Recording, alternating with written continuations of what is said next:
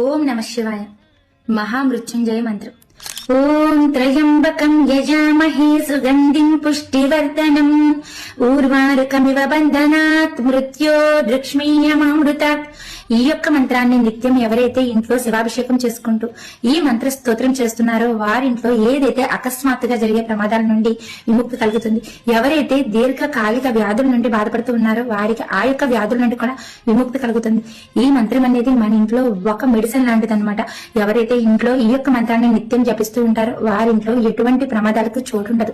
అయితే ఏదైతే ఈ మహామృత్యుంజయ మంత్రం యొక్క పవర్ ని ఈ యొక్క వీడియోలో నేను తెలియజేయాలనుకుంటున్నాను. పూర్వకాలంలో ముకుంద మహర్షి వరుదిని దంపతులు వీరిద్దరూ కూడా శివయ్య భక్తులు.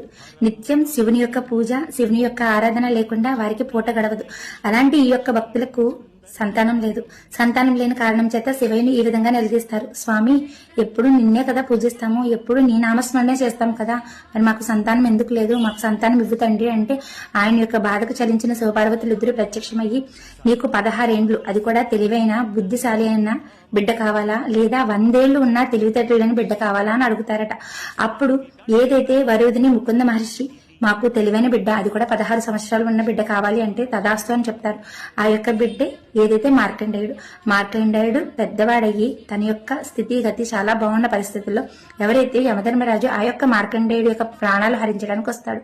ఆ సమయంలో మార్కండేయుడు ఏదైతే శివయ్య దగ్గరికి వెళ్లి ఆయన పాదాలు పట్టుకుని, స్వామి నాకు చావు వద్దు, నేను ఇంకా బ్రతకాలి అనుకుంటున్నా అని ఆ టైంలోనే ఏదైతే ఈ యొక్క మృత్యుంజయ మంత్రాన్ని జపిస్తూ ఉంటాడట. ఆ యొక్క మంత్రాన్ని జపించిన శివయ్య ఆ యొక్క బిడ్డను చూసి యమధర్మరాజుకి ఎదురెళ్తాడంట.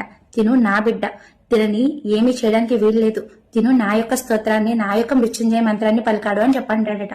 ఆ సమయంలో యమధర్మరాజు తన్ని చావు నుండి పక్కకు తప్పిస్తాడట.